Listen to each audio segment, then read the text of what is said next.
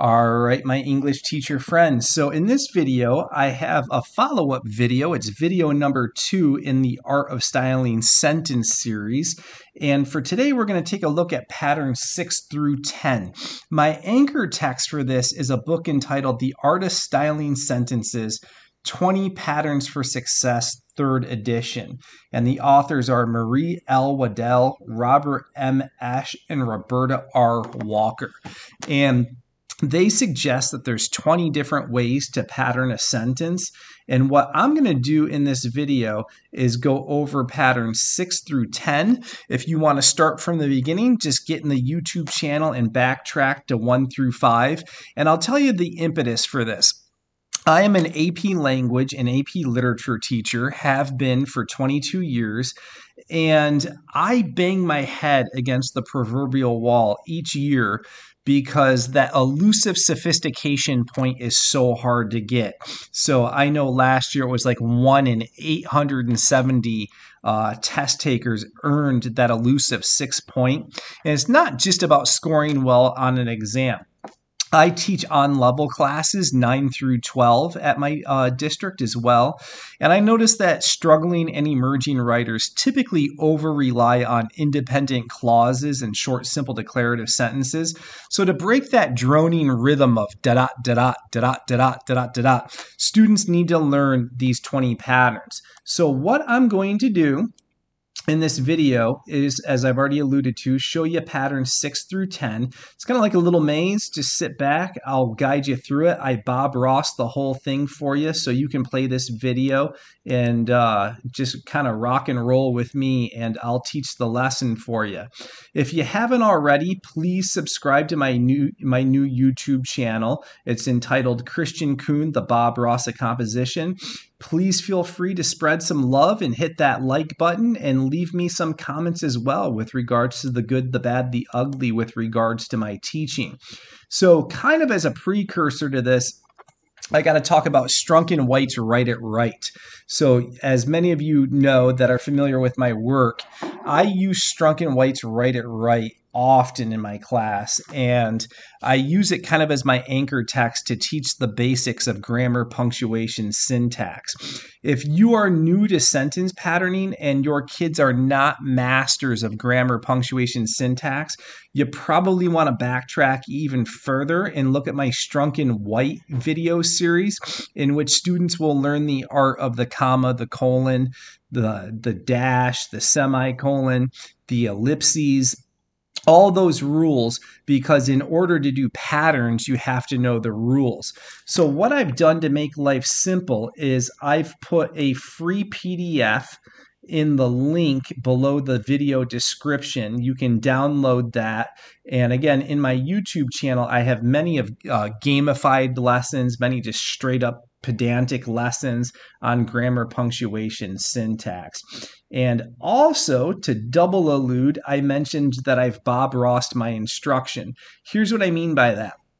I got to the blank canvas, the blank easel, and I define each pattern. But just defining it isn't going to help demystify it for our students. So what I've done is, for each pattern, I've written 5 exemplars, 5 models. So again, your students can watch me take the lead, take the reins, and just kind of follow. So that's a good point to add. Just follow my lead. Monkey see, monkey do. I'll take the reins. You strap in, sit down, and let me have at it. And then one last point of reference here. I think patterning sentences is a absolute necessity if we're going to teach kids voice rhythm and flow. It's really important that they be able to wield some complex sentences every now and then. So let's jump right in, and we'll take a look at pattern number 6, and then I'll give you the exemplars and models immediately following it. So pattern number 6 is an introductory series of appositives with a dash and a summarizing subject. So this is loaded with vocab that my students might not know. Strunk and White definitely go over it.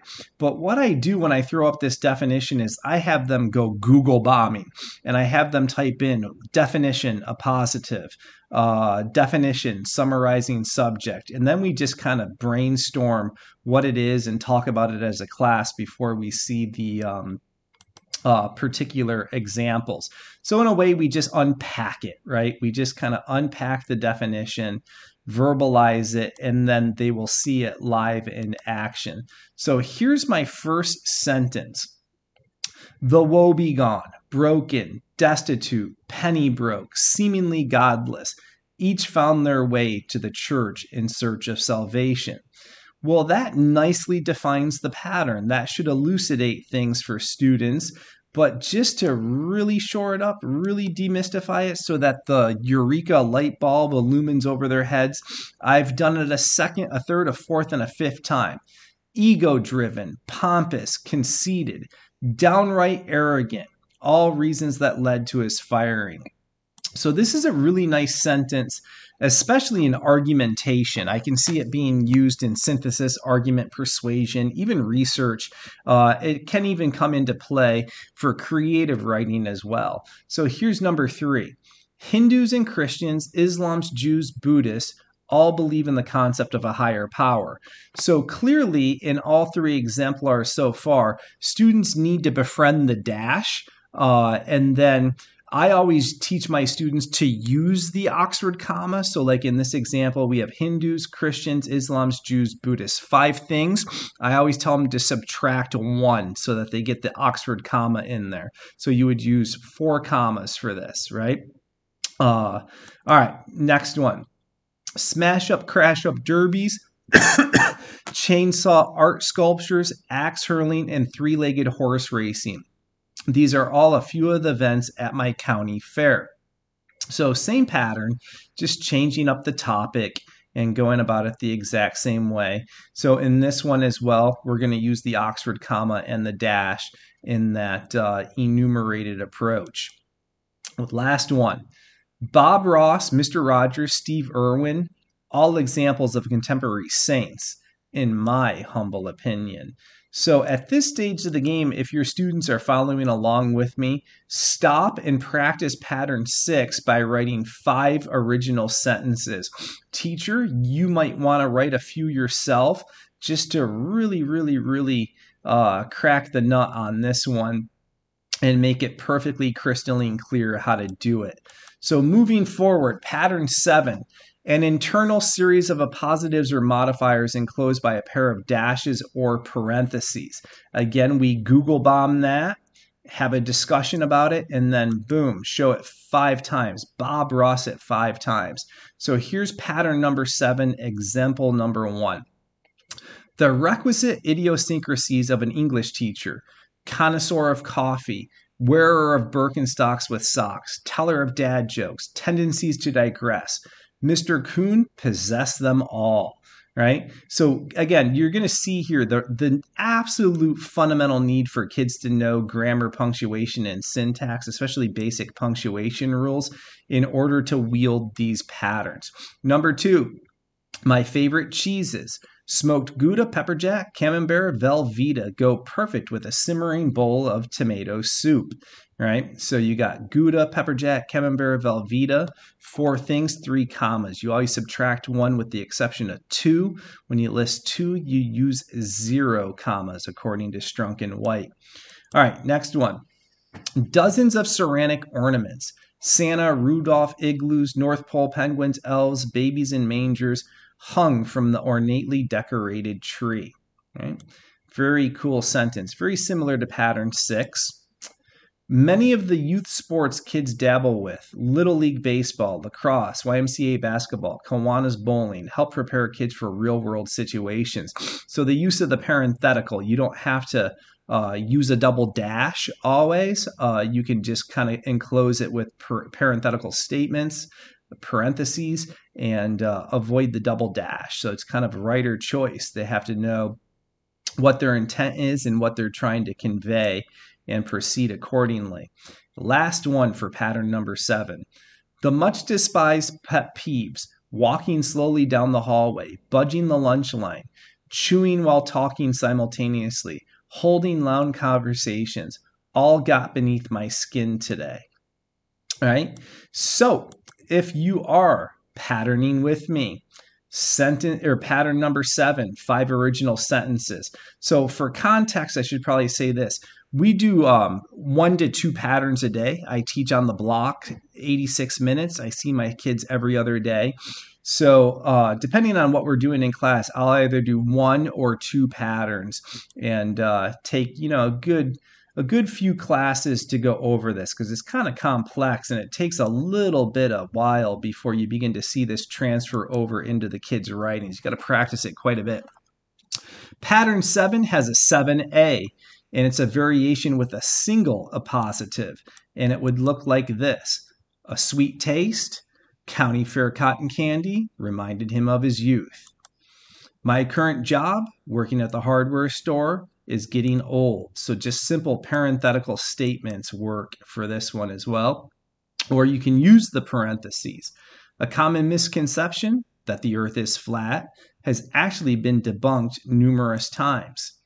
Last year's World Series champions, the Houston Astros, enclosed in parentheses, just in case your audience doesn't know what you're talking about, finished dead last year, right? So sometimes you gotta qualify, you gotta explain. The first man to utter the common sense philosophical tenets, the Fort Fisher hermit, ironically never studied the discipline, right? So just parenthetical statements, easy peasy. So just using a single one. Pattern 7A, 5 original sentences, good place to pause the video and have your students hammer them out. Pattern number 8, dependent clauses in a pair or in a series at the beginning or the end of a sentence. So as always, it's not going to mean anything to your kids. You got to show them what it is so that they can follow along. Because of a season plagued by injuries, because of ill-fated trades, because of poor managerial decisions, it's no wonder the Yankees didn't make the playoffs this year. Right? Very cool. So you just kind of stack things in a sentence like that with the because, parallelism. When she broke my heart in half, when she expressed her intent to end things via text, when she publicly shamed me all over social media, one thing became clear. I needed a new date to the prom. So this one's really interesting too because you're listing as well. So you got to use a colon when you give the epiphany of, I need a new date to the prom. And just separate everything by commas in it. And it works very nicely and have a little bit of parallelism working. Whether one needs cake or whether one needs ice cream, these two things are requisite for a birthday party. And the 4th exemplar. Tim insisted that we needed to turn left at the signal to get to McDonald's. That right would take us toward the mall, and that all the fast food joints in town were in the direction of his hunch, so alluding back to the right. So you can parallel that way through implication as well, which is pretty neat. And the last one. If you're picking up guitar for the first time, if you have soft skin at the tips of your fingers, you're bound to end up with blisters. So if you are, parallelism. All right, pattern 8 is pretty easy.